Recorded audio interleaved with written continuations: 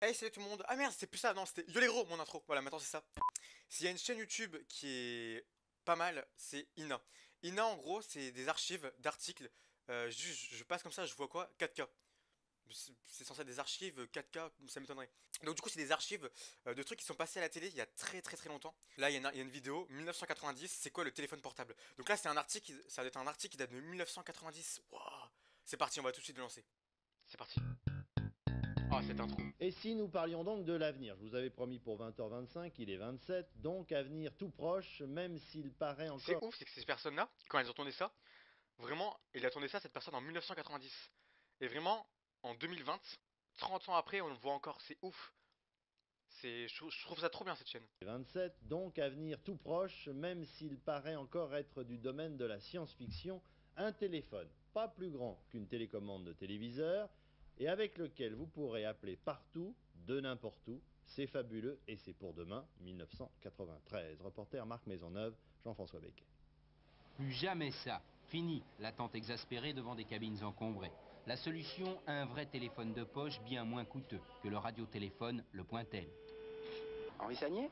Oui, c'est lui-même. Bonjour, c'est Marc Maisonneuve. Ah, salut Marc, ça va? Je téléphone, je suis en plein milieu du parc des expositions, mais je téléphone avec un appareil, main libre, et je suis à 150 mètres d'une borne qui sert à le faire fonctionner. C'est ouf, c'est que les gens comme moi, tu vois, on est nus avec.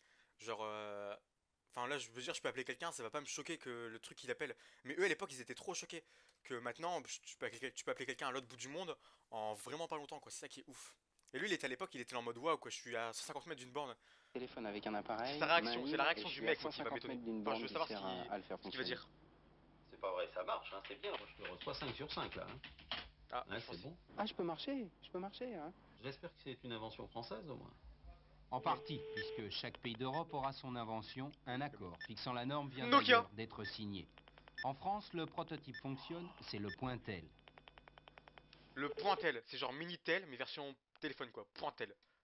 Le radiotéléphone est aujourd'hui réservé à une élite parce que c'est une nouvelle infrastructure. Les Anglais, plus rapides que lorsqu'ils creusent un tunnel, ont déjà mis leur propre système en service. Le Pointel français est encore expérimental, mais on fixe déjà une date de commercialisation chez les fabricants.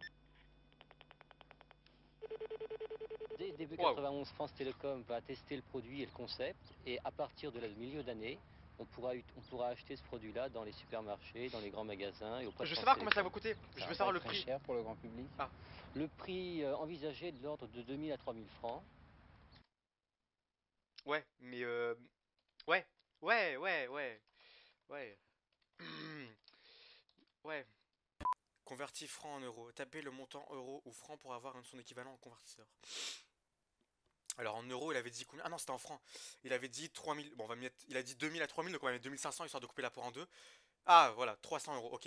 Mais en vrai, ouais, ça va. C'est ça, parce que l'autre, il disait 3000 euros. Euh, il avait dit quoi? 3000. Ouais, c'est fait. En gros, c'est entre 300 à 400 euros, quoi, pour l'époque. Bah en vrai, vu le prix des téléphones aujourd'hui, c'est pas. Ça paraît pas beaucoup, quoi. Plus l'abonnement et toutes les communications à payer. Oui, mais l'abonnement est prévu. Là, par contre, l'abonnement, vraiment, l'abonnement, il a fait oui, mais il a vu flou, regardez. Plus l'abonnement et toutes les communications à payer. Oui, mais Dans sa tête, il était en mode, oh, merde, merde, ils vont se rendre compte que ça va coûter hyper cher. l'abonnement est prévu pour aller vers le grand public, c'est-à-dire que les prix des communications ne seront pas plus chers que les prix des publiphones aujourd'hui. Le Pointel coûte le dixième du prix d'un radiotéléphone et dépend de bornes faciles à placer et difficiles à vandaliser. Avoir un Pointel, ce n'est plus avoir le téléphone, c'est avoir son téléphone. Son téléphone, hein.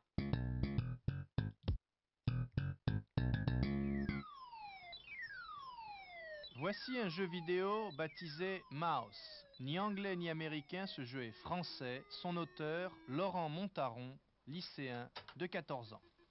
Nous allons suivre Laurent pendant sa journée de travail pour voir si un auteur de jeux vidéo, français, est un écolier comme un autre.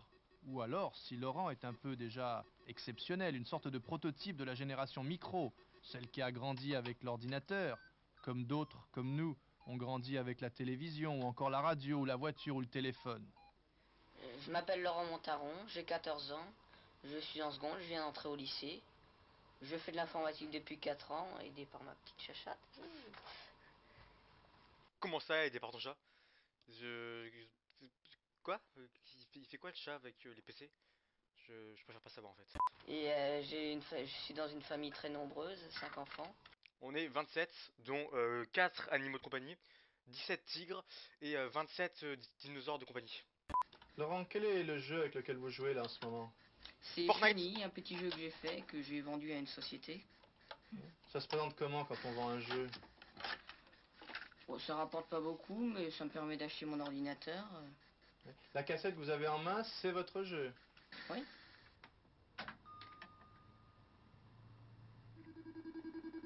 Comment s'appelle ce jeu, Laurent? C'est le Jackpot, un jeu assez classique. C'est vous qui l'avez écrit? Absolument. Codé. Ça veut dire quoi exactement, écrire un jeu sur ordinateur?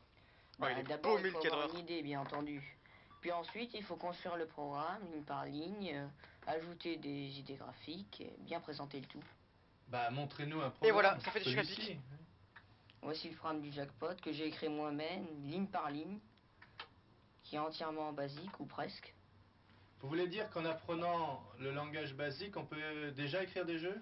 Oui, par exemple, comme mon premier programme, le chenille. Vous faites des langues étrangères au lycée? Oui, allemand, anglais, latin.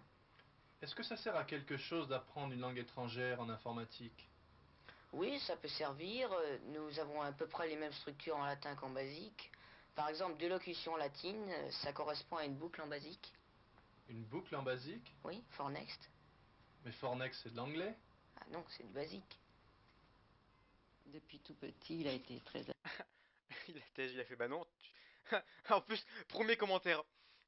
Mais Fornex c'est de l'anglais? Non, c'est du basique. Ce gamin me plaît, mais tellement. Il avait déjà un environnement prédisposant. Je crois, oui. Il a des grands frères qui sont, l'un est physicien, les autres électroniciens et ingénieurs, donc ça comporte quand même des études plus poussées. Et là, dans ce domaine-là, ça l'a beaucoup aidé. Hein. Vous faites beaucoup de sport, je vois des coupes derrière vous. Non, non, ça c'est mes frères. Enfin, j'ai fait du ski, oui. J'ai déjà remporté mon chamois de bronze, mais sinon, je suis pas très axé sur le sport. Est-ce que vous êtes un bon élève en classe? Voilà une question bien indiscrète. Mais enfin, oui, ça peut aller. Enfin, mon premier bulletin était bon, mais il paraît que je pourrais faire mieux. Qu'est-ce que vous allez faire plus tard? Vous êtes en seconde... Seconde commune. L'année prochaine? L'année prochaine, je veux prendre une première S, première scientifique. Puis je compte faire mon métier dans l'informatique. Des jeux vidéo? Pas forcément. Peut-être des jeux plus... quelque chose d'un peu plus sérieux. Pour le bien de tout le monde. Qu'est-ce que vous pensez Waouh, du mais fait que... putain, mais il est trop con, pourquoi tu dis ça? Il vient vraiment de dire les jeux vidéo c'est pas sérieux. Attendez, on a son nom, on va aller rechercher sur internet. Oh, c'est lui, je crois. Regardez, artiste, il y a sa photo de quand il était petit. Je crois que c'est lui. Attendez, on va aller voir. Il a un Wikipédia et tout. Bon, bah, je sais pas si c'est lui, mais en tout cas, si c'est lui, bah, c'est un artiste maintenant, un photographe. Bon, bah, c'est plus du tout. Du coup, il a plus du tout. Il a totalement arrêté de faire ce qu'il faisait, quoi. qu'à son âge, on vend déjà un produit qu'on a fabriqué avec ses mains, avec sa tête, comme un écrivain? Oh, je crois qu'il l'a fait parce que ça lui plaisait. Donc, ce qui est agréable, c'est que c'est une nouveauté et puis qu'il l'a inventé lui-même. Ça, c'est déjà une bonne chose. Hein. Est-ce que C'est vous sûr. comprenez ce qu'il fait exactement? Non, je regarde les jeux, bien sûr les petits jeux électroniques, tout le monde s'y intéresse. Mais disons que dans le domaine plus poussé, la composition des programmes, là je ne m'y suis pas intéressée. Le basique, un petit peu, mais pas beaucoup. Et encore un jeu, des idées et des projets, Laurent en a plein. Ce qui lui manque, déjà, c'est le temps de les réaliser. Mais vous qui regardez ces jeux d'un œil critique ou amusé, qui certainement ne savez pas inventer et réaliser un jeu vidéo en basique comme Laurent, qu'en pensez-vous? Comment prenez-vous l'arrivée de cette génération micro J'ai cru qu'elle allait dire, bah, dites-le moi dans les commentaires. J'allais bugger, j'allais faire quoi? Dans les commentaires, quoi? de ces... Ah, j'oubliais. Les passions de Laurent sont la pêche, l'astronomie, la collection de pièces de monnaie, enfin, juste après sa petite chatte. Ça me tue à chaque fois, c'est les voix des meufs qui parlent. Putain, ça me tue. Bon voilà du coup les amis, je sais pas s'il y aura un épisode 2, on en fera peut-être un autre où on redécouvrira d'autres vidéos dans longtemps, dans peut-être plusieurs mois. Voilà, du coup si ça vous a plu, n'hésitez pas à la liker, partager, commenter, vous abonner, activer la cloche, tout ça vous connaissez. Et sur ce moi je vous dis bye, salut.